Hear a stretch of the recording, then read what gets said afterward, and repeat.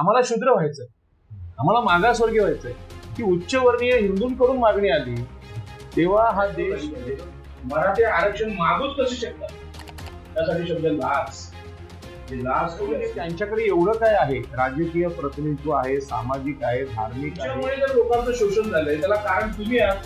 तुम्ही मोहन भागवतांसाठी जाहीर माफी मागितली. जगातल्या पुरुषाला घाबरत नाही. इंग्रज, पोर्तुगीज, डच कुठलाही किती शूर येऊ दे, आमच्या पोळगी समोर जेवढे धर्मगुरू आहेत, संत महंत आहेत, त्यांनी सांगायचं जरांगे पाटलांचा प्रश्न आम्ही सोडवतो.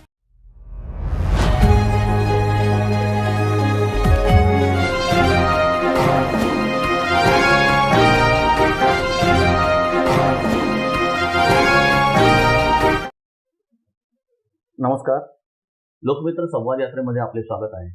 आज आपण एका सामान्य कुटुंबातील अशा एका व्यक्तीला भेटणार आहोत, ज्याने आपल्या असामान्य कर्तृत्वाने आपल्या समाजावरच नव्हे तर संपूर्ण कोकण पट्ट्यात चांगला ठसा उमटवला आहे. ज्याने एसीझेड प्रकल्पाच्या विरोधात म्हणजे रिलायन्सच्या सेज या प्रकल्पाच्या विरोधात पेण आणि उरण येथे खूप मोठा लढा उभारला होता.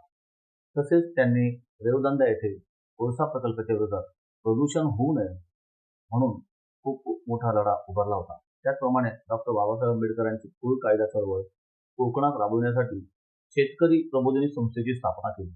तसेच सिडको, MIDC प्रकल्पग्रस्तांसाठी अनेक आंदोलने त्यांनी केली आहेत.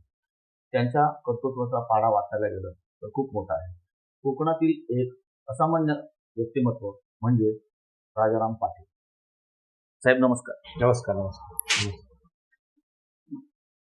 साहेब, सर्वप्रथम आम्हाला जाणून घ्यायला आवडेल की आपण सामाजिक चळवळींकडे कसे वळला? मी 1990ला शिक्षक म्हणून नोकरीला लागलो नवी आणि शिक्षकाची नोकरी करत असताना माझ्या विद्यार्थिनींवर काही ठिकाणी अन्याय झाला आणि त्या अन्यायामुळे मी विद्यार्थिनींची बाजू घेतली आणि बाजू घेतल्यानंतर मला जो विरोध झाला त्या विरोधातून माझ्या लक्षात आलं की आजही या आपल्या महाराष्ट्रामध्ये जातीभेद आहेत. मागासवर्गीय विद्यार्थी असतील, विद्यार्थिनी असतील, यांच्यावर जाणीवपूर्वक अत्याचार करणारे लोक आहेत. परंतु ज्यांच्यावर अन्याय होतो त्यांना हे माहीत नसतं की अत्याचारी लोकांची भूमिका काय आणि मग त्या विद्यार्थिनीवर अत्याचार होत असताना माझ्यावर पण अन्याय झाला, थोडासा मारहाण झाली आहे. मग मला काही आंबेडकरी जे हे होते कार्यकर्ते त्यांनी सांगितलं की या देशात असंच चालू असतं, पण ओबीसीना ते जाणवत नाही. म्हणजे तेव्हा मला ओबीसी शब्द सुद्धा माहित होता. पण आमच्यावर असे अन्याय होत आलेत आंबेडकरी चळवळीतल्या लोकांवर आणि म्हणून तुम्ही सुद्धा या अन्यायामागची जी पार्श्वभूमी ती समजून घ्या. म्हणजे आणि तुम्ही आंबेडकर चळवळीत नव्हतो मी. आता कसे कपडे घातलेत, ओबीसी हा हिंदुत्ववादीच असतो. म्हणजे तो हिंदू आहे, गर्वशी कौम हिंदू आहे. शिवसेनेत असेल आगरी समाजातील आगरी समाज. मग नंतर कसं काय वळलात? कसं मला ते लक्षात आलं की आपण या हिंदू समाजाचा भाग आहोत आणि म्हणजे या देशात बहुसंख्य हिंदू आहे. पण हिंदू बहुसंख्य असून सुद्धा हिंदूंवर अत्याचार करतो. अच्छा. मग ज्यांच्यावर अत्याचार होतो त्या हिंदूंना माहित नाही हे अत्याचार का होतात आणि ते समजून घेणं म्हणजे डॉक्टर बाबासाहेब आंबेडकरांचा विचार आहे की तुमच्यावर होणाऱ्या अत्याचारांच्या पाठीमागची भूमिका तुम्ही समजून घ्या. आणि ती भूमिका मला बाबासाहेब आंबेडकरांच्या चरित्रातून, त्यांच्या विचारातून समजली आणि माझ्या जीवनाला एक वेगळी दिशा मिळाली की आतापर्यंत जीवनामध्ये आपण अपयशाचे प्रचंड अडथळे पाहिले, परंतु त्या अडथळ्यांमागची जी या देशातली मनुवादी परंपरा आहे ही ओबीसी लोकांना समजावणारं कुठलीही यंत्रणा नाही. आणि त्या ज्या आंबेडकरवादी कार्यकर्त्यांनी मला समजवली त्यांना मी पहिल्यांदा मनापासून धन्यवाद देतो. त्यामध्ये प्राध्यापक प्रेमरत्न चौकेकर आहेत, अशोक अंकुश नावाचे इंजिनियर आहेत, सानपाड्यावर राहतात, आणि महाराष्ट्राचे शाहीर संभाजी भगत आहेत. अच्छा. ते माझ्या घरी आले होते आणि त्यांनी मला हे समजवलं की पाटील, तुमच्या आजाराचं मूळ हे आहे म्हणजे काय, मनुस्मृती आहे. त्यामुळे तुम्ही औषधही आंबेडकरवादाची घ्यावी लागते. तुम्ही दुसरी धन्वंतरी चालणार नाही. बाबासाहेबांचंच औषध त्यावर उपयोगी पडेल असं ते मला सांगितलं. आणि तिथून मी बाबासाहेब वाचले, भगवान बुद्ध वाचले, शाहू महाराज वाचले, छत्रपती शिवाजी महाराज वाचले, सम्राट अशोक वाचले आणि देशातल्या जेवढ्या चळवळी आहेत उजव्या डाव्या ह्या सगळ्यांचा अभ्यास केला. आणि त्यामध्ये लक्षात आलं की जो मागासवर्गीय आहे त्यांना न्याय मिळवायचा असेल तर महात्मा ज्योतिबा फुले आणि डॉक्टर बाबासाहेब आंबेडकर आणि भगवान बुद्ध ही किमान एवढी पुस्तकं ओबीसी तरुणांनी वाचलं पाहिजे. ह्या सगळ्या गोष्टीतून तुम्हाला आत्ताच्या सामाजिक आणि राजकीय परिस्थितीबद्दल काय वाटतं? आणि आताची जी सामाजिक राजकीय स्थिती आहे त्यामध्ये या देशातला जो मागासवर्गीय समाज आहे त्यामध्ये SC ST आणि ओबीसी आणि देशातल्या 50% स्त्रिया यांच्यावर जो अन्याय अत्याचार होतो तो अन्याय अत्याचार समजू नये म्हणून हिंदुत्वाचा गवगवा 2014 पासून माननीय पंतप्रधान नरेंद्र मोदींनी केलेला आहे. आणि त्यांना असं वाटत असलं होतं की लोक ह्यामध्ये हे सगळं विसरून जातील आणि त्याला आणखी एक नाव दिलं विकास, की हा सगळा रस्ते खूप छान आहेत, त्यानंतर तुमचे रेल्वे मेट्रो सगळं आहे आणि हे जग खूप आधुनिक आहे. मग आता जातीभेद जातीप्रथा ह्या संपलेल्या आहेत आणि आता दोनच जाती आहेत, श्रीमंत आणि गरीब, असं दाखवण्याचा प्रयत्न झाला. परंतु पहिल्यांदा इथे आता जो जमीनदार वर्ग आहे, सरंजामी वर्ग आहे, जो क्षत्रिय आहे, जो हिंदुत्वाच्या काळामध्ये मनुस्मृतीच्या माध्यमातून राज्यकर्ता वर्ग आहे, त्यांना असं वाटायला लागलं की आम्ही मागासवर्गीय आहोत. आता मागासवर्गीय म्हणायची कोणाची इच्छा नव्हती पूर्वी, फक्त बाबासाहेब आंबेडकरांनी जाहीरपणे कबूल केलं की या देशामध्ये मनुस्मृतीने आमचं प्रचंड शोषण केलं आहे. माणूस म्हणून जे अधिकार असतात, पाण्यापासून जंगलापासून जमिनीपर्यंत, धर्मापासून मानवी हक्कांपासून सगळे आम्हाला नाकारले होते. तर बाबासाहेबांनी ते खुलेपणाने मांडलं आणि जगासमोर मांडलं. परंतु ही भूमिका या देशातला बहुसंख्य जो शूद्र आहे तो घेत नव्हता आणि तो घेत नसल्यामुळे आता मोदींना वाटलं होतं की हे सगळे विसरतील. पण मराठा आरक्षणाची मागणी आल्यानंतर हे लक्षात आलं की हिंदुत्वामध्ये जे जे आहे, म्हणजे असं मागणी कोणी नाही केली की आम्हाला उत्कृष्ट ब्राह्मण व्हायचं आहे, आम्हाला उत्कृष्ट क्षत्रिय व्हायचं आहे, आम्हाला उत्कृष्ट वैश्य व्हायचं आहे, आम्हाला शूद्र व्हायचं आहे, आम्हाला मागासवर्गीय व्हायचं आहे. ती उच्चवर्णीय हिंदूंकडून मागणी आली तेव्हा हा देश बदलतो. आणि ज्याला हिंदुत्ववादी सिंहावलोकन म्हणतात की आम्ही मनुस्मृतीपासून या देशाची लूट करत आलो, आम्ही क्षत्रिय म्हणून गर्व केला, पण नक्की विकास म्हणजे काय, व्यक्तिगत विकास म्हणजे काय, नुसता अहंकार करून चालत नाही, मी ब्राह्मण आहे, जन्माने श्रेष्ठ आहे आणि म्हणून सगळ्या जगात छाती काढून चालेल, तर ते चालणार नाही. तर जगाला चांगले गुण असलेला, चांगलं शिक्षण घेतलेला, अत्यंत नम्र असलेला डॉक्टर बाबासाहेब आंबेडकरांसारखा महापुरुष आवडतोय जगाला. भारतामध्ये काय ती परिस्थिती वेगळी. मग तो 4थी पास ब्राह्मण असेल, शेंडी वाढवलेला, आंघोळ न केलेला, त्याला लोक सत्यनारायणाला देणगी देतात, पूजा करतात, पण त्याला नमस्कार देश जगात नाही होणार, भारतात होऊ शकतो. ही गोष्ट उच्चवर्णीय लक्षात आलं की आता आम्हाला डॉक्टर बाबासाहेब आंबेडकर जसे तुमच्यासारखे टायकोट घालायचे तसं व्हायचं आहे. आणि मग ते कसं होतात, तर आरक्षणातून. आणि मग आरक्षणाची मागणी झाली. परिस्थिती वेगळी आहे, म्हणजे बाबासाहेब आंबेडकर होण्यासाठी केवळ आरक्षणाची गरज नाही, तर त्यासाठी भगवान बुद्धांचे विचार असतील, जागतिक सुसंस्कृतपणा असेल, जगातल्या सगळ्या गोष्टींचा अभ्यास असेल, अशा सगळ्या जीवनमूल्यांची गरज आहे. पण या मराठा आरक्षणाच्या मागणीमुळे हा हिंदुत्ववाद्यांचा पराभव झाला. जे आम्ही मागासवर्गीय आहोत हे त्यांनी कबूल केलं. आता कशा अर्थाने मागासवर्गीय आहोत, त्यांचा मनातला हेतू काय, हा चिंतनाचा विषय असेल. पण आरक्षणाची मागणी होणं ही ओबीसी जो प्रचंड मोठा वर्ग या देशात आहे तो हलवणार आहे. कारण आम्ही मागासवर्गीय नाहीत अशाच प्रकारची सगळ्या मागासवर्गीयांची इच्छा असते. आम्हाला ब्राह्मण म्हणा, आम्हाला जमीनदार म्हणा, आम्हाला व्यापारी म्हणा, अशी इच्छा असते. आता ही देशाची इच्छा बदलली आणि हा विकासाचा पराभव आहे. म्हणजे आता सध्या जे जरांगे पाटील यांचं जे उपोषण झालं, त्यानंतर त्यांनी सरकारमधल्या आणि इतरच महाराष्ट्रातल्या तमाम नेत्यांनी त्यांची भेट घेतली. त्यांचा जो चालू असलेला संघर्ष आहे याबाबत तुमचं काय मत आहे? सरकार हे मराठ्यांचं आणि ब्राह्मणांचं, मग आमच्या जातीचा माणूस आंदोलन करतो म्हणून सरकार तिथे गेले. अच्छा, असे आंदोलन करणारे रोज आंदोलन चालू आहेत. आता कुणबी समाजाच्या आमच्या तरुणांचं आंदोलन पालघरला इकडे चालू आहे, शहापूरला वगैरे. तिथे कुठला नेता जातोय का? कारण ते ओरिजिनल कुणब्याचं आंदोलन, तो डुप्लिकेट कुणबी नाही. आता हे आलाय ओरिजिनल ओबीसी वेगळा आणि डुप्लिकेट वेगळा. आता जे डुप्लिकेट दाखले देत आहे, सुरुवात झाली, ते दाखले काढायला सुरुवात झाली. मग त्या गरीब, आता जो इथे पण कुणबी आंदोलन करतो ना ओरिजिनल, जरांगे पाटलांना कुणबी व्हायचं आहे, पण मराठा अहंकार ठेवून तो म्हणतोय आम्हाला कुणबी दाखले पाहिजे. हा मराठा जरांगे पाटील सांगतो आम्हाला कुणबी व्हायचं आहे. पण ओरिजिनल कुणब्यांचं आंदोलन आज ठाणे जिल्ह्यात चालू आहे. तिकडे कोणी येत नाही. का नाही येत? तर त्या कुणबी समाजाला कोणी भाऊ नाही, कोणी पिता नाही, कोणी नाही. जे काय आहे ते मराठ्यांचं सरकार आहे आणि म्हणून मराठा लोक तिथे जायला लागले. ही उच्चवर्णीय आणि उच्चवर्णीयांची घेतलेली आजची बाजू आहे. तो न्याय नाही, ते न्यायासाठी जात नाही. आणि जरांगे पाटलांचं उपोषण सुद्धा हे स्वतःला न्याय देणारं नाही, तर ओबीसीचं जे राजकीय हक्क आहेत स्थानिक स्वराज्य संस्थातलं ते काढून घेण्यासाठी त्यांचं आंदोलन आहे. त्यांचं सुरुवातीला त्यांचा जो आंदोलन केलं त्यांनी, त्यावेळेस त्यांनी मराठवाड्याच्या संदर्भात फक्त बोललं होतं की मराठवाड्यातली जे काही मराठा समाजाचे लोक आहेत ते कुणबीत आहेत आणि त्यांच्या नोंदी तपासून पहा आणि जर तुम्ही त्यांना नोंदीमध्ये भेटलं कुणबी तर त्यांना कुणबी प्रमाणपत्र देण्यात यावं, असं त्यांचं पूर्वी हे होतं. पण त्यांनी नंतर सर्व कसं महाराष्ट्र लेवलला त्यांनी सुरुवात केली. तर त्याच्याकडे कसं काय म्हणजे बघतात? खरं म्हणजे हे जे आंदोलन आहे मराठ्यांचं, ते मराठ्यांचं आंदोलन म्हणजे केवळ मराठ्यांचं नाही, या देशामध्ये जाट, गुर्जर, पटेल या क्षत्रिय जाती आहे, सरंजामी जाती आहे आणि यांनी नेहमीच आरक्षण आम्हाला पाहिजे अशी मागणी केली.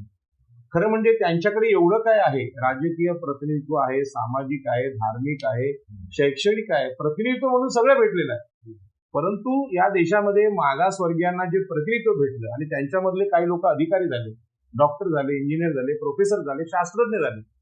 मग जो भारताचा जो जसा म्हणजे भूकंप म्हणजे स्तर असतात जमिनीचे, ते खालीवर झाल्यानंतर भूकंपाचे धक्के बसतात, तसं खालचा जो मागास वर्ग आहे तो हजारो वर्ष मनुस्मृतीने दाबला होता, स्त्रियांना दाबलं होतं. हा दबलेला वर्ग पुढे यायला लागला. महिला ही राष्ट्रपती व्हायला लागली आपल्या भारताची. आदरणीय प्रतिभाताई पाटील असतील, द्रौपदी मुर्मू असतील, स्त्रियांच्या भाषेतून मी बोलतो. कारण स्त्रियांनी वर येऊ नये हे ब्राह्मण क्षत्रिय यांचं वैशिष्ट्य आहे. मी त्यांचं म्हणणं आहे की स्त्रिया दबल्या पाहिजेत. स्त्रिया दबल्या मनुस्मृतीच्या माध्यमातून त्या वर यायला लागल्या आणि मग यांना लक्षात आलं की बाबा रे, आमच्याकडे 1000 एकर जमीन असेल, 500 एकर जमीन असेल किंवा आमच्याकडे सत्ता असेल, मी मुख्यमंत्री असेल, विकास हा वेगळा विषय, म्हणजे मानवी विकास आहे. माणसाने चांगलं जीवन शोधणं ते जीवनमूल्य शिक्षणाच्या माध्यमातून होतं आणि आरक्षणाच्या माध्यमातून काही ओबीसीला किंवा एससीएसटीला सोन्याच्या खाणी नाही दिल्या, त्यांना फक्त शिकण्याचा मार्ग दिला. एखादी नोकरी तलाठ्याची किंवा कलेक्टरची त्याला भेटली तर त्याला सुद्धा अनुभव यायला लागला की सत्तेमध्ये खूप मोठी ताकद असते हे त्याला कळायला लागलं. आणि हे जे जसं जसं मागासवर्गीयांना हे जसं मिळायला लागलं तसं तसं या उच्च जातींना त्याचं दुःख व्हायला लागलं. म्हणजे साध्या भाषेत सांगतो जळफाट व्हायला लागला. आणि मग यांची मागणी आली की आम्हाला पण आरक्षण पाहिजे. आणि तुमच्याकडे सगळं आहे, तुम्ही सगळ्यांचं शोषण केलंय म्हणून ते मागे राहिलेत. तर आता तुम्ही शोषण केलेत म्हणून ते मागे राहिलेत, त्यांना पुढे आणण्यासाठी आरक्षण हे फक्त प्रतिनिधित्व आहे, प्रत्येकाला नोकऱ्या मिळत नाहीत. मग ते त्यांना मागण्यासाठी त्यांनी चांगले प्रयत्न केले. 8 ते 9 आयोगाने सांगितलं की मराठा हे मागासलेले नाहीत, त्यांचं कोणी शोषण केलं सामाजिकरित्या वंचित लोक जे आहेत त्यांना आरक्षण देण्यात आलं. मग आता ती सुप्रीम कोर्टात केस केली आणि सुप्रीम कोर्टाने सांगितली की सोशली बॅकवर्ड नाही, ते त्यांचं शोषण कोणीच नाही केलं. आरक्षणाची कल्पना आहे की ज्यांना प्रतिनिधित्व नाकारले त्यांना द्यायचं ते प्रतिनिधित्व. तुम्ही तर पुढे आहात. आता ठाण्यामध्ये एकनाथ शिंदे मुख्यमंत्री बसलेत तुमचे. तुमचा जर मुख्यमंत्री आहे तर तुम्ही मागे कसे राहिले हो? हा दोष एकनाथ शिंदे. असं पाहायला गेलं तर मग 70 वर्षात त्यांचेच मुख्यमंत्री असते सगळे. 70 वर्षात नाही, या देशाच्या इतिहासात सत्तेच्या केंद्रित राजे लोक हेच आहेत, सगळे हेच आहेत. ब्राह्मण राज्यकर्ते, मराठा राज्यकर्ते, क्षत्रिय राज्यकर्ते, वैश्य राज्यकर्ते यांनी शोषण केलंय. मग आता ह्या लोकांना मान्य म्हणजे भारताचं संविधान आणि सुप्रीम कोर्ट यांनी सांगितलं की सामाजिक शोषणामध्ये तुमचं नाव नाही, त्यामुळे तुम्हाला आरक्षण देता येत नाही. आता हे संविधानिक उत्तर आहे मराठा समाजाने, तरी सुद्धा ते आरक्षण मागतात. याचा अर्थ ते मागणी असंविधानिक आणि असंविधानिक मागणी असल्यामुळे मी सुद्धा विरोधात उभा आहे. कारण या देशातल्या प्रत्येकाला न्याय भेटला पाहिजे ही भूमिका आहे आपली. कारण शेवटी आपण भाऊ आहोत, नागरिक आहोत. पण ज्या भावाला तुम्ही नाकारले त्याला देण्यासाठी आरक्षण आहे, तो कुठे आता येतोय पुढे. म्हणजे बाबासाहेबांनी हे संविधान लिहिल्यानंतर मागच्या 70 वर्षात आता कुठे त्याला सुरुवात झाली ते न्यायाला. तरी सुद्धा या आगरी कोळ्यांचा मुख्यमंत्री होऊ शकत नाही, हे आमचं दुःख आहे. इथे राजाराम साळवे असतील, अनंत तरे असतील, यांचं आयुष्य अतिशय उत्कृष्ट गोल्ड मेडलिस्ट होते कोण अनंतरे, पण ते मुख्यमंत्री होत नाही. म्हणजे हे अपयश आहे आपल्या आताच्या लोकशाहीचं. म्हणजे लोकशाही याचं कौतुक करते की चहावाला इथे मुख्यमंत्री पंतप्रधान होतो, इथे रिक्षावाला होतो, पण शिकलेला माणूस का नाही होत? हा पण प्रश्न आहे ना. लोकशाहीचा मी आदर करतो, पण शिकलेली माणसं सत्तेच्या ठिकाणी गेली ते विवेकवादी विचार करू शकतात, आणि हा विवेकवादी विचार आज महाराष्ट्राच्या सत्तेमध्ये दिसत नाही. आणि म्हणून मराठा समाजाने आता जे मागणी केलेली आहे, मराठा बांधवांना माझी एवढी विनंती आहे की तुम्हाला सुप्रीम कोर्टाने नाकारलं, संविधानाने नाकारलं, मग देशाच्या संविधानाच्या पलीकडे तुम्ही आहात का, कायद्याच्या पलीकडे आहात का, याचा विचार मराठा बांधवांनी केला पाहिजे. आणि म्हणून मराठा आरक्षण हे संविधानिक नाही म्हणून मी विरोधात आहे. जर संविधानाने मान्य केलं, केंद्रीय मागासवर्ग आयोगाने मान्य केलं मराठे हे शूद्र आहेत, ओके, पण मान्य करणं. आता मी बातमी ऐकली की 400 कोटी पाहिजेत कशाला, मराठ्यांना शूद्र ठरवण्यासाठी. आता सूर्याला अंधार ठरवण्यासाठी त्याला काळा रंग द्यायचा आहे म्हणून 4000 कोटी पाहिजे. शक्य आहे का ते? सूर्याला रंग द्यायला तुम्ही काळा रंग डांबर जरी फासलात तर डांबर वितळवून टाकेल. तर सत्य काय? सत्य आहे तुम्ही क्षत्रिय आहात, तुम्ही राज्यकर्ते आहात, आणि तुम्ही राज्यकर्ता नसताना तुमचं शोषण कोणी केलं? मग असं खोटं सत्य दाखवण्यासाठी सरकार तुमचं आहे, मुख्यमंत्री तुमचा आहे, गृहमंत्री तुमचा आहे, म्हणून मागासवर्गीयांना तुम्ही दाखवून द्याल की सत्तेच्या जोरावर आम्ही मराठा समाजाला मागास ठरवू. आपण कोण मागास आहे? मागास कोण आहे प्रत्यक्ष व्यवहारात तुम्ही बघा. व्यवहार वेगळा आहे तुमचा. या देशातल्या आदिवासींशी तुम्ही कसं वागता, एससी एसटीशी कसं वागताय, स्त्रियांसाठी कसं वागताय. मी एका मुलाखतीत म्हटलं की महाराष्ट्राच्या राजकीय इतिहासामध्ये महिला, मग ती कोणाची मुलगी असेल, आदरणीय शरद पवारांची असू दे किंवा कुठल्याही मराठीची असू दे, ती मुख्यमंत्री का होत नाही, किंवा त्याची बायको का नाही होत. त्याची महिला जी मुलगी आहे किंवा बहीण आहे, आत्या आहे, आजी आहे, तिने महसूल मंत्री व्हावं, तिने गृहमंत्री व्हावं, पण हे होत का नाही? तर क्षत्रिय लोक जे आहेत मनुस्मृतीचे, त्यांचं एक वैशिष्ट्य आहे, महिला आणि बाल कल्याण ते पुरुष सत्ताक आहेत. पुरुष सत्ताक आहे, स्त्रियांच्या विरोधी आहे. केवळ स्त्रियांच्या विरोधात नाही, ते शूद्रांच्या विरोधी आहेत, ओबीसीच्या विरोधी आहेत, आमच्या आगरी कोळ्यांच्या विरोधी आहेत, ते एससी एसटीच्या विरोधात आहे. आणि म्हणून ही जी संविधानपूर्व काळातली विषमता आहे, ती विषमता बाबासाहेब आंबेडकरांनी मांडली, महात्मा ज्योतिबा फुलेंनी मांडली. त्या संविधान सभेत जे लोक होते, प्रकांड पंडित होते, बॅरिस्टर लोक होते, त्यांनी भारतातल्या विषमते ऍक्सेप्ट केली होती, स्वीकारली होती. विषमता ऍक्सेप्ट केली, मनुस्मृती ऍक्सेप्ट केली. म्हणून मनुस्मृती, विषमता, हिंदू धर्माची शोषकता हा अंधार आहे आणि संविधान हा प्रकाश आहे. आणि म्हणून तो प्रकाश आणण्याचा प्रयत्न संविधान सभेने केला, पण त्याला विरोध कोणी केलाय बघा, त्या खासदारांची नावं काढा. आणि म्हणून आजही हे आरक्षण मराठ्यांचं आहे, हे आरक्षण विरोधी आंदोलन. तुम्ही शक्यच नाही ना, तुम्ही मागासवर्गीय नसाल तर कुठल्या तोंडाने तुम्ही आरक्षण मागाल? तुम्हाला विमान चालवता येत असेल तर तुम्ही बोलू शकता ना की मला विमान चालवायचं आहे. तुम्हाला येतच नाही तर तुम्ही ते काय करू शकत नाही. हा मागासवर्गीयांचा विषय आहे, शूद्रातील शूद्रांचा विषय. सामाजिक लेवलला तुम्ही मागास नव्हता, कुठल्याही कधी तुम्ही सामाजिक लेवलला मागास. काय झालंय, आरक्षणाच्या चळवळीमध्ये जेवढे नेते आज बोलतात, म्हणजे आरक्षणाच्या बाजूने बोलणारे असतील किंवा विरोधातले, बाबासाहेबांचं क्रांती प्रतिक्रांती त्यांनी वाचलंय का, हा मोठा प्रश्न आहे. मनुस्मृती बाबासाहेबांनी का जाळली? एक पुस्तक वाचणारा, पुस्तकांवर प्रचंड प्रेम करणारा, हे देशात कोणाकडे नसतील एवढी पुस्तकं बाबासाहेबांकडे होती, आणि सगळ्यात जास्त खर्च बाबासाहेबांनी पुस्तकांवर केलाय. आज आम्ही पैसे कशावर खर्च करतो? आता थोडे पैसे आले लगेच कुठला तो ऍपलचा मोबाईल मला घ्यायचा आहे, ऑडी घ्यायची आहे, घरात एक पुस्तक नाही, 7 बाऱ्याचं पुस्तक नाही. ज्या जमिनीने आम्हाला कुळ कायद्याने जमिनी दिल्या, तो कुळ कायद्यावर एखादं पुस्तक बाबासाहेबांचं वाचलंय का आम्ही? म्हणजे आमचा ओढा हा पुस्तकांकडे नाही. आणि आरक्षणाची चळवळ जे बोलताय त्यांनी मनुस्मृतीचं शोषण काय हे समजून घ्यावं. मी सुद्धा जेव्हा ओबीसी मध्ये बोलायला जातो आणि मनुस्मृती सांगतो तेव्हा आमचे ओबीसी नेते सुद्धा म्हणतात, राजाराम पाटील ते मनुस्मृतीचा विषय नका काढू, हिंदू धर्मावर टीका न करता काय आरक्षण देता येईल का? शक्यच नाही. हिंदू धर्माची चिकित्सा केल्याशिवाय, हिंदू धर्मातल्या ब्राह्मण, क्षत्रिय, वैश्य याने जे शोषण केले ते सांगितल्याशिवाय आरक्षणाचं समर्थनच करता येणार नाही. नाही तर आता एखादा मुलगा बोलेल, अरे ते बोलतात ना की 40% वाला आमच्या पुढे चाला आणि 90% वाला मागे राहिला, तर तुम्ही काय घाण केलंय मागच्या पिढ्यांनी ती पण तपासली पाहिजे. इतिहास काय आहे महाराष्ट्राचा, शोषण कोणी केलंय? आणि म्हणून ह्या चर्चा आहेत ना, ह्या चर्चा जर आपण आज केल्या नाहीत तर आरक्षण हे रद्द करा ही मागणी आता येणार.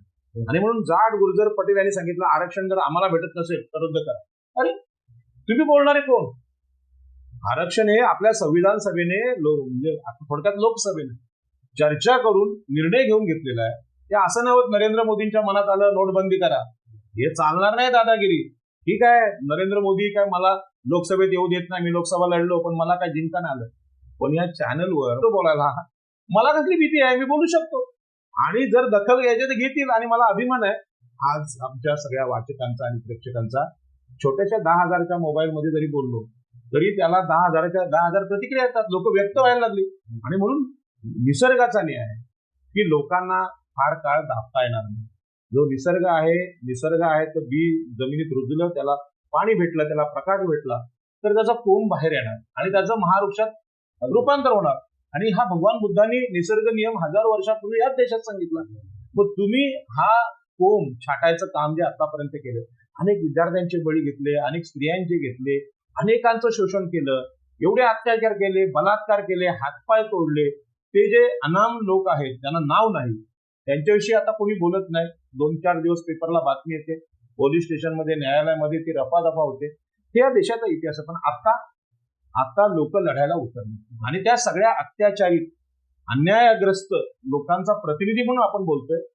आपल्याला काही अपेक्षा नाही की आपल्याला काहीतरी यातून भेटावं, नाव, कीर्ती, पंतप्रधान पद, असं नाही. परंतु न्याय आणि अन्यायाची लढाई जगात चालू आहे आणि आपल्या देशात पण ती चालू राहणार. आणि ही जी परंपरा चारवाक, भगवान बुद्ध, भगवान महावीर यांनी आपल्या देशाला दिली आणि तीच परंपरा डॉक्टर बाबासाहेब आंबेडकर, महात्मा फुले यांनी दिली. आणि म्हणून आरक्षणावर काम करणाऱ्या लोकांना आज सामाजिक प्रतिष्ठा मिळाली. तसं पाहिलं तर जरांगे पाटलांचं ह्या आरक्षणाच्या बाबतीत ज्ञान आहे ते संविधानिक नाही, त्यामध्ये विनयशीलता नाही, त्यामध्ये दादागिरी आहे. जी मस्ती क्षत्रियांना तीच आहे. पण माझ्या समाजाला आरक्षणासाठी जरांगे पाटील काम करतात. यामुळे आज शरद पवार, अजित पवार, सुप्रियाताई यांच्यापेक्षा मोठी प्रतिष्ठा जरांगे पाटलांना भेटली. म्हणजे आरक्षण शब्दाची जी जादू आहे ती थेट बाबासाहेबांना आणि संविधानपर्यंत जाते. पण जी चर्चा महाराष्ट्रात जरांगे पाटलांच्या आंदोलनावर व्हायला पाहिजे ती चर्चा होऊ शकलेली नाही. पत्रकार बांधवांना माझी विनंती आहे की मनुस्मृतीने शोषण किती केलंय त्याचा जरा शोध घ्या, मग तुम्हाला आरक्षण का दिलंय ते कळेल.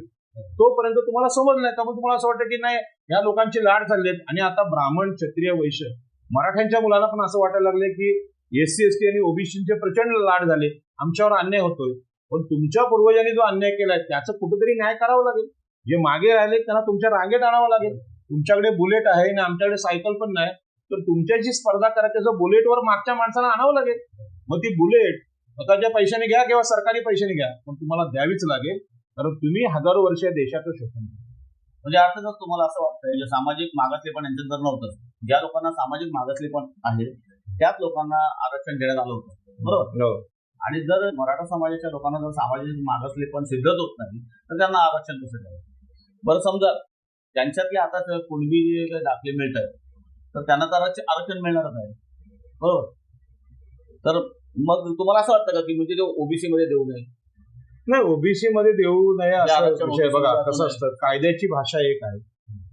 कायद्याच्या भाषेमध्ये ड्रायव्हिंग लायसन्स घेतलेले सगळेच लोक गाडी नाही चालवत.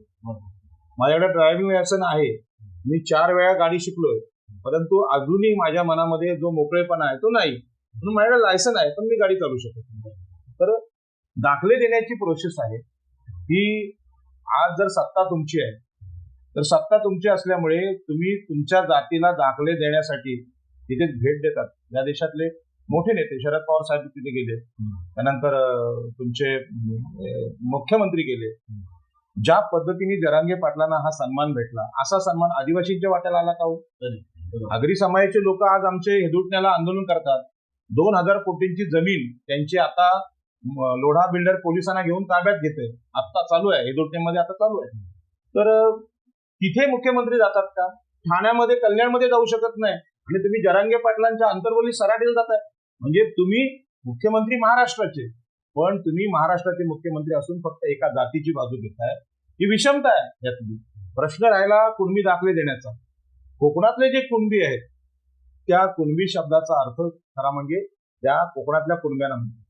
आता महाराष्ट्रामध्ये मराठा समाजाचे लोक सांगायला लागलेत की कुणबी म्हणजे शेतकरी. तर आम्ही पण शेतकरी आहोत आणि म्हणून आम्हाला कुणब्यांचं आरक्षण भेटलं पाहिजे. परंतु कुणब्यांची जी व्याख्या आहे कोकणातली प्रत्यक्ष स्थिती ती काय आहे? कुणबी हा शेतमजूर आहे, तो जमिनीचा मालक नाही, सावकार म्हणजे ब्राह्मण आणि मराठा यांच्या शेतात खपणारा माणूस आहे. आता गौंडी काम करायला गौंडी असतो, तो पण बोलतो मी इमारत बांधतो, आणि इंजिनियर पण म्हणतो मी इमारत बांधतो. पण इंजिनियर एसी मध्ये बसून लाखोंची फी घेतो, गौंड्याला किती 700 ते 800 रुपये मजुरी भेटते. बरं ती मजुरी पण वेळेवर भेटेल अशी नाही, जेवण भेटेल असं नाही. मग इंजिनियर त्या बिल्डिंगचा आर्किटेक्ट आणि आजचा गौंडी यांची तुलना होत नाही, दोघे पण इमारत बांधतात. तसं शेतकरी सगळेच करतात. पण या देशामध्ये जेवढ्या कोट्यावधींच्या नुकसान भरपाई भेटल्या त्या जमीन मालकाला भेटल्या. शेतमजुरांना कधी नुकसान भरपाई शेतकऱ्यांनी दिली नाही. की शेतमजुराला शेती संपली तर शेती संपल्यानंतर फक्त शेतकऱ्याचं नुकसान होत नाही, शेतमजुराचा रोजगार जातो. मग त्याची व्याख्या कोणी करायची? मी आमच्याकडे सांगतो की आमच्याकडे आम्ही मच्छीमार लोक बोटिंगचे मालक आहेत, ते 1.5 ते 2 लाख रुपये दर 15 महिन्याला खर्च करावे लागतात डिझेलला, सगळ्या व्यवस्थेला. पण मच्छीमार महिला जी आहे ती समुद्रात जात नाही, मासे मारत नाही. पण मच्छीमार महिला मासे विकते समुद्रातून आलेले. आता मच्छीमारी संपली तर नुकसान भरपाई बोट मालकाला मिळते, खलाशाला भेटते. पण मच्छीमार महिला समुद्रात पाऊल न ठेवता ती मासे विकते. मासेमारी व्यवसाय संपला तर तिचा पण रोजगार जाणार आहे. पण तिचा रोजगार जाणार आहे, तिची व्याख्या काय करायची? ती तर मच्छीमार नाही. तसं शेतमजूर असणं हे पण शेतकरीच आहे. पण मराठा समाजाचा कुठलाही माणूस कमीत कमी 1 एकरचा मालक आहे. आणि या देशामध्ये SC ST OBC आहेत आणि स्त्रिया यांच्या नावावर किती सातबारे आहेत? त्या फक्त मजुरी करतात, घरात पण करतात आणि शेतात पण करतात, पण त्यांना कोणी मालक म्हणते का? त्याच्यामुळे कुणबी म्हणजे शेतमजूर की जमीनदार? कुणबी हा शेतमजूर आहे. आणि या शेतमजुराचं शोषण कोकणामध्ये असं झालेलं आहे की रोज जायचं सावकाराच्या घरी, त्याची जमीन सारवायची, त्याची भांडी घासायची, त्याचं घरी लग्न असलं तरी सावकाराच्या मुलाच्या लग्नात काम करायचं, त्याची सेवा करायची. म्हणजे हे जे शोषण झालेलं आहे कुणब्यांचं कोकणातल्या, या शोषणावर चर्चा होत नाही. ना आम्हाला कुणबी दाखले भेटले, आणि 100 एकरचा मला कुणबी दाखला घेतला तो कुणबी नाही होऊ शकत, तो जमीनदार मराठा आहे, तो क्षत्रिय आहे, तो सरंजामी आहे. ही व्याख्या कोणी करायची? आणि म्हणून आज मुख्यमंत्र्यांनी जे आयडिया काढले की माझ्या मराठा जातीला कुणबी दाखले दिले का आरक्षणाचा प्रश्न मिटला. कसं काय मिटणार? उलट असे जर जमीनदार कुणबी आले तर या OBC आरक्षणामध्ये SC ST VJNT अत्यंत मागासलेले, अत्यंत म्हणजे भटके विमुक्त यांची प्रचंड भयानक अवस्था आहे. हे जर कुणबी घेऊन दाखले घेऊन आले तर सगळ्यात महत्वाचं म्हणजे ठाणे, जिथे आपण आता बसलोय, ठाणे महापालिकेतले जे आगरी आहेत, आदिवासी आहेत, कोळी आहेत, यांचं राजकीय आरक्षण संपणार. आणि मग जर नगरसेवकांची जर सत्ता गेली तुम्ही कुठे जाल? आणि मला काळजी आहे, OBCची तर आहेतच, पण SC ST ची मला जास्त काळजी आहे. कारण आरक्षणाची सुरुवात SC ST पासून झाली, आणि ज्या माणसाने केली ते डॉक्टर बाबासाहेब आंबेडकर. त्यांची अवस्था एवढी बिकट केली, तुम्ही शिक्षण नाकारलं, शाळेतला प्रवेश नाकारला, मंदिरात प्रवेश नाकारला, अस्पृश्य म्हणून नाना तऱ्हेचे अपमान तुम्ही केले. आजही बाबासाहेबांच्या कर्तृत्वाला तुम्ही स्वीकारले का हो? नाही स्वीकारले. आज तुम्ही त्यांच्याशी अस्पृश्यतेसारखंच वागताय. फोटो नाही लावत बाबासाहेबांचा. तुम्ही या मराठा आंदोलकांनी सांगावं की बाबासाहेबांचा फोटो लावलाय का? फोटो नाही, जरांगे पाटलांचंच नाही, बाबासाहेब आंबेडकर या देशाचे राष्ट्र निर्माते आहेत. या देशाचा राष्ट्र निर्माता म्हणून नाही, हेडगेवर नाही, गोळवळकर गुरुजी नाहीत, सावरकर नाहीत, डॉक्टर बाबासाहेब आंबेडकर आहेत. प्रत्येकाने त्यांचा फोटो आपल्या घरात लावला पाहिजे. ही विषमता आजही मागासवर्गीयांच्या वाट्याला येते. आणि याच दुःखातून आमच्या असं लक्षात आलं की ठाणे, रायगड, पालघर, मुंबई हे आगरी कोळ्यांचा पट्टा आहे, आणि सागरपुत्र आहोत आगरी, कोळी, माळी, भंडारी. आणि इथल्या रस्त्यांना, इथल्या चौकांना आगऱ्यांची नावं काय नाही तो? हे जेव्हा माझ्या लक्षात आलं तेव्हा मी सांगितलं, इथल्याच एकनाथ शिंदेनी सांगितलं ठाण्यातल्या की नवी मुंबई विमानतळाला आम्ही हिंदू हृदय सम्राट बाळासाहेब ठाकरेंचं नाव देऊ. अहो, बाळासाहेब ठाकरेंनी फार मोठं काम केलं हिंदुत्वाचं, पण कधीही आग्र्यांच्या जमिनीच्या आंदोलनात बाळासाहेब ठाकरेंनी भाग घेतलेला नाही. मूळ कायदा आम्हाला डॉक्टर बाबासाहेब आंबेडकरांनी दिलाय.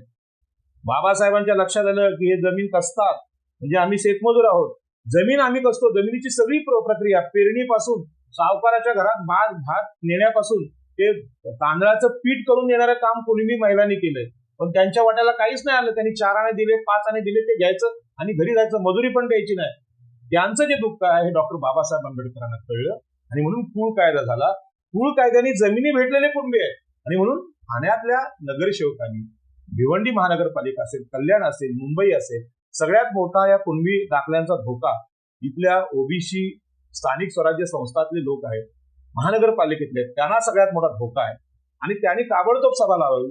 17 तारखेला आम्ही इथे सभा लावतोय ठाण्यामध्ये, आणि या सभेमध्ये या मांडवाचे खांब उभे करण्यासाठी, मांडवाला सजवण्यासाठी इथल्या आगरी छोट्या छोट्या नगरसेवकांनी, आजी माजी नगरसेवकांनी यावं. मराठ्यांकडे महाराष्ट्राची सत्ता आहे म्हणून त्यांची आंदोलनं लाखोंची होतात, पण ती आंदोलनं स्वार्थासाठी आहेत, गरिबांना लुटणारे, लुटारू हा शब्द आहे त्याला. त्यांनी सांगावं, कधी तुम्ही या मागासवर्गीयांना बोट धरून वर आणलंय का?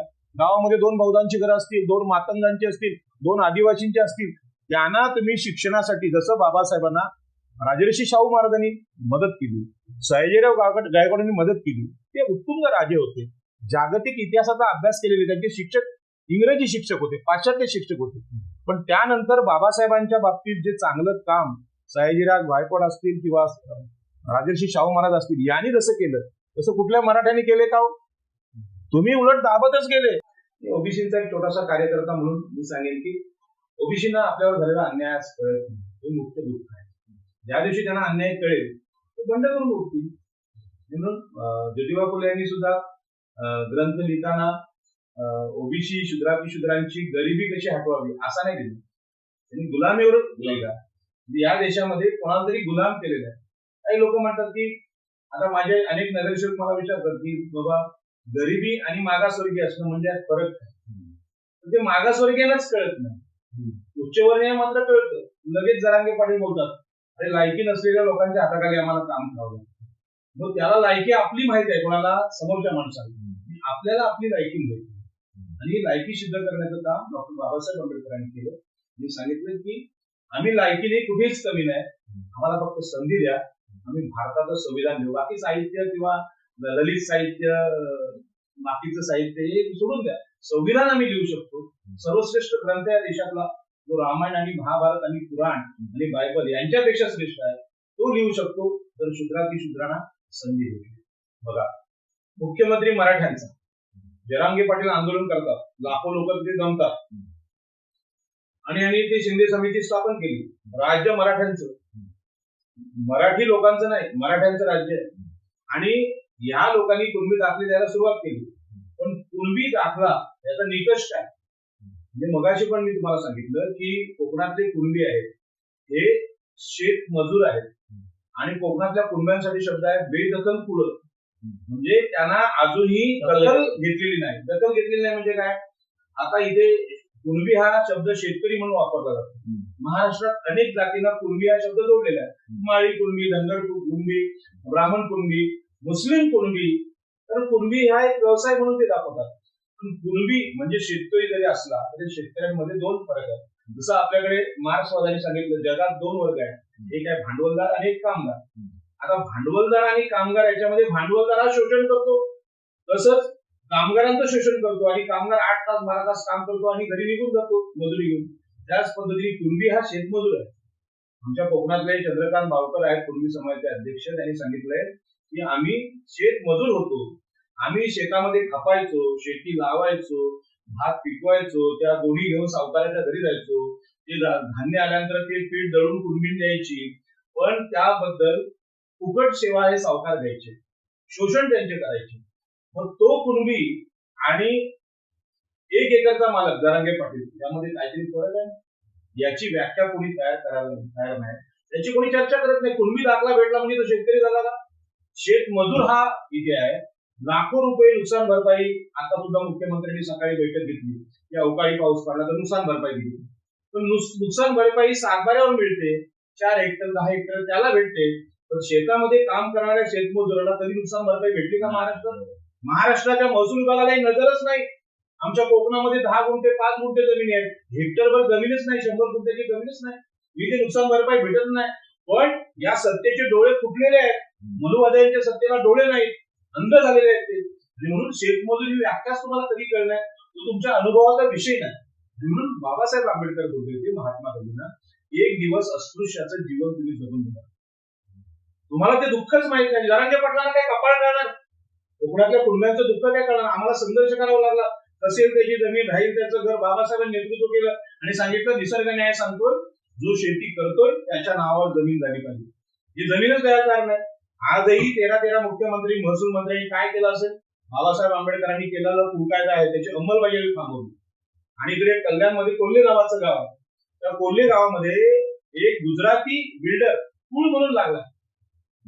आता बघा, गुजराती माणूस एक तर नांगर धरत नाही, बरोबर आहे. नांगर म्हणजे कुठलाही उद्योगपती जो बिल्डर आहे ठाणे जिल्ह्यात तो नांगर धरत नाही.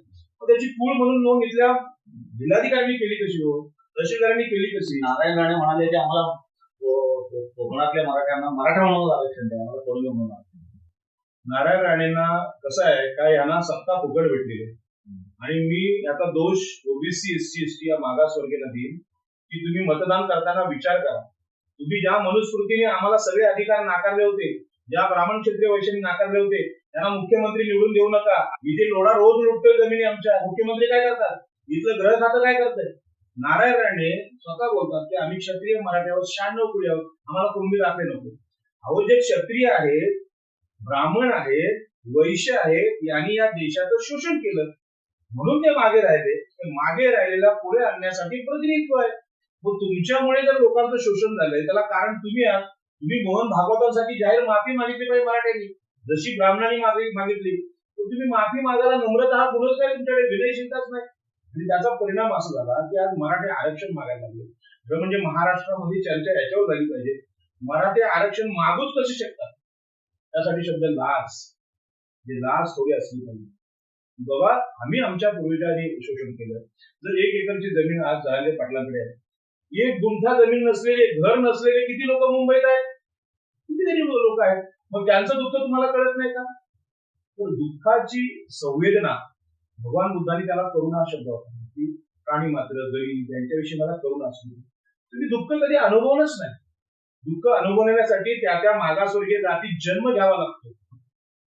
आंबेडकरवाद आणि पुरोगामित्व जसं तुमच्या बोलण्यातून आणि वागण्यातून दिसतं, तसं मला असं वाटतं की खऱ्या अर्थाने आगरी आणि कोळी समाजाला तसं एवढ्या मोठ्या प्रमाणात कळलेलं नाही.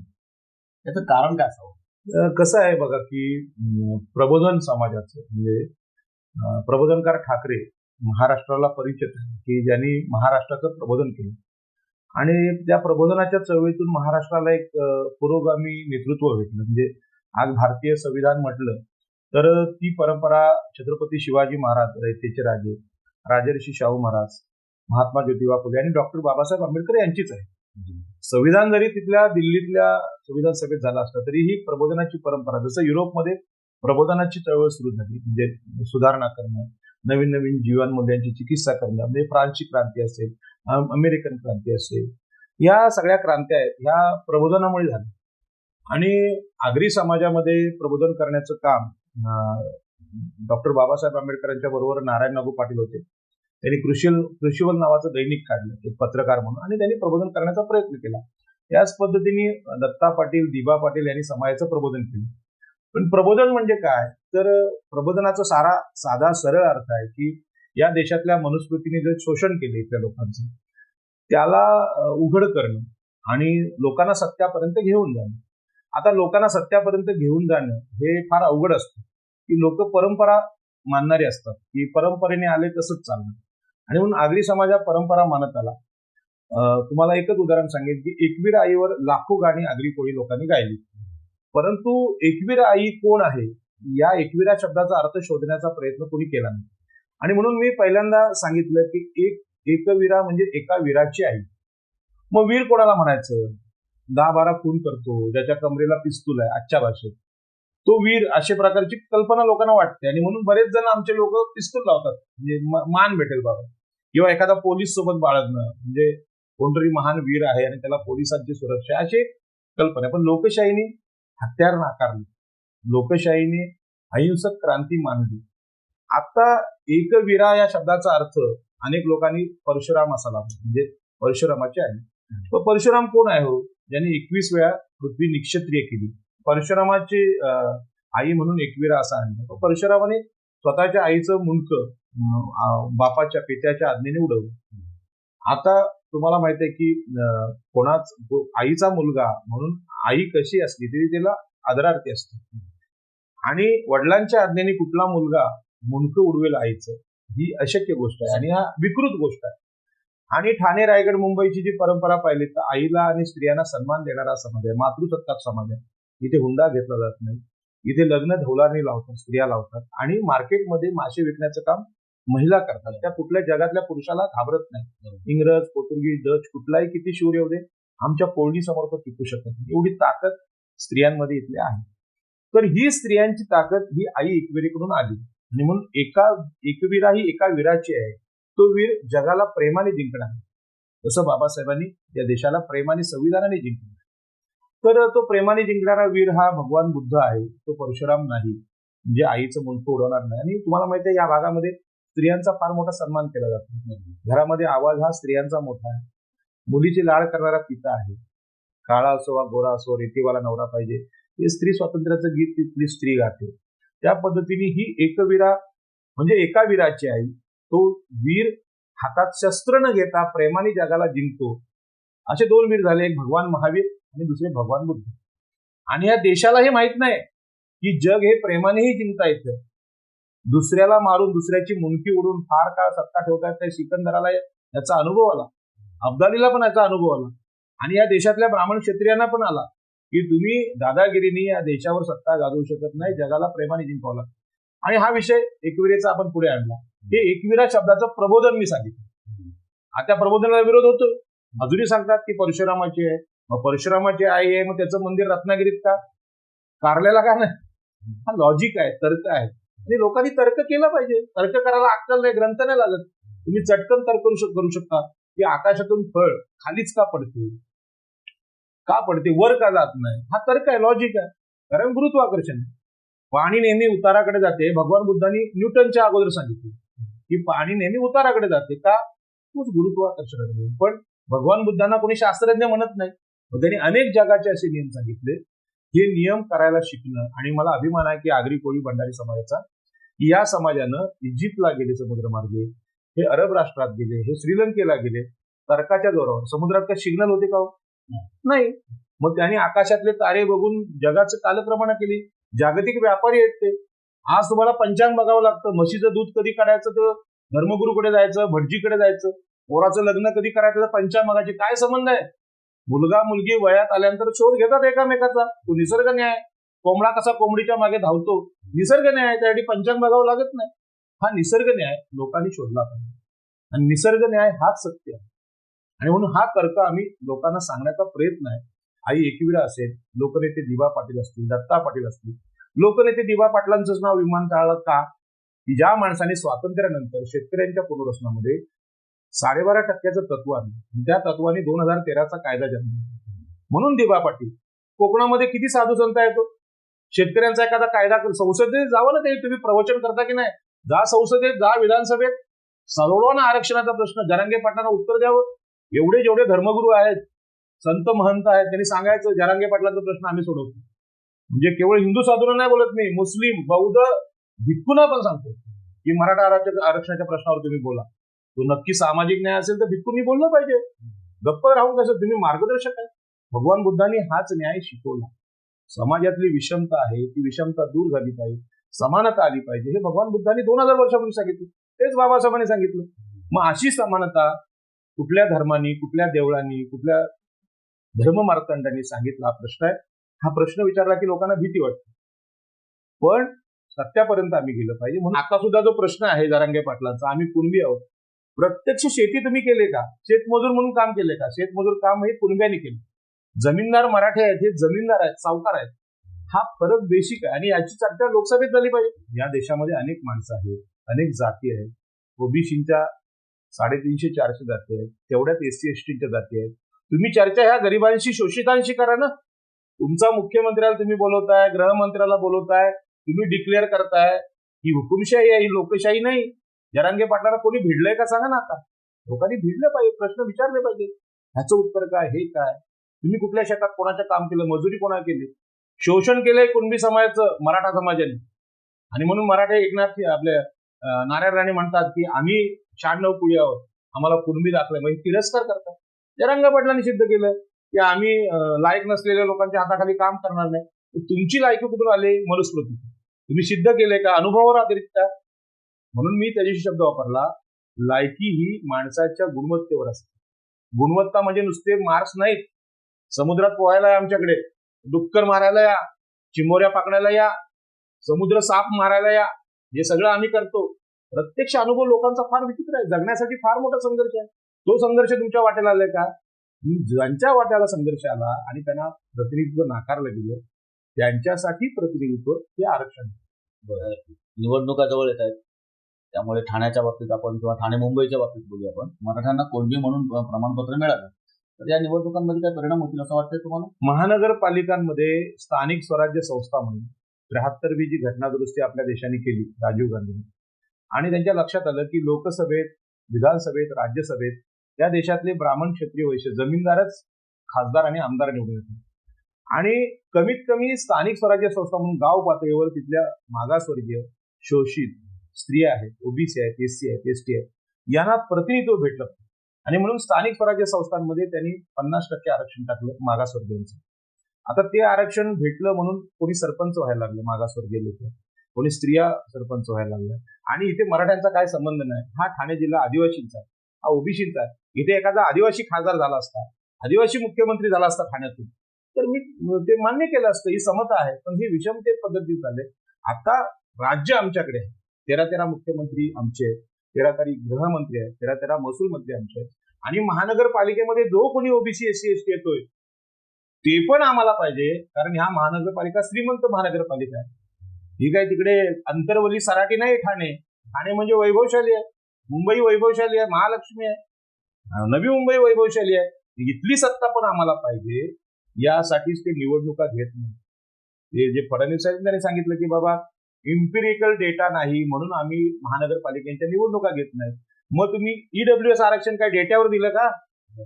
म्हणजे तुमच्या बोलू नये आता की हे राज्य काय तुमचं आहे, हे संविधानाचं राज्य आहे, हे पेशवाई नाही, ही फडणवीसशाही नाही, ही संविधानशाही.